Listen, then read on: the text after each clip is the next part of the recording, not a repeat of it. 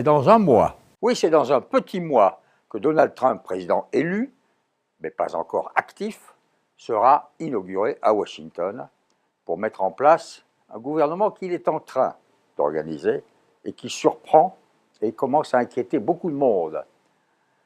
C'est soit des militaires, soit des millionnaires, milli ou milio. Il s'entoure de militaires et il s'entoure de gens richissimes pour pratiquement tous les postes importants de l'administration, comme on l'appelle là-bas.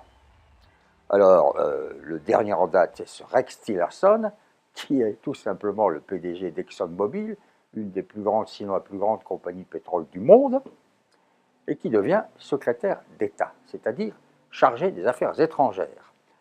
Les affaires étrangères, il les connaît. Il connaît les affaires et étrangères parce qu'il n'a pas cessé de travailler avec Poutine et avec les Russes.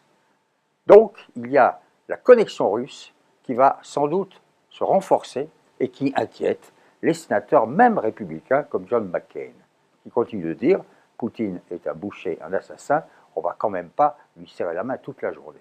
Il n'empêche que M. Rex Tillerson a tellement d'intérêt, ou en avait tellement juste avant d'être nommé, qu'on peut imaginer que ça se passera très bien.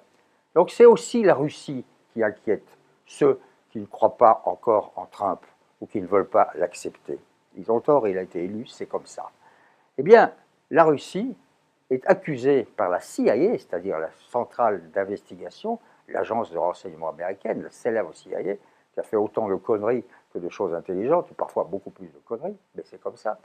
La CIA est en train de démontrer, preuve pas complètement concrète à l'appui, que l'élection aurait été en partie truquée, où il y aurait eu des interférences grâce au hacking, c'est-à-dire le travail des hackers sur les ordinateurs et sur les sites, des Russes pour faire en sorte que ça balance en faveur de Trump.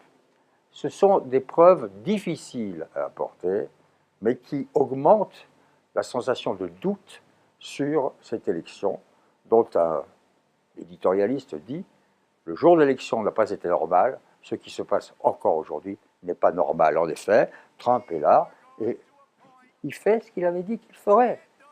Il engage des gens qui lui ressemblent. Soit ils sont riches, soit ils sont forts et puissants, soit tout ça à la fois. Il ressemble à ce que Truman disait de certains de ses membres de cabinet qu'il avait réussi à un peu écarter.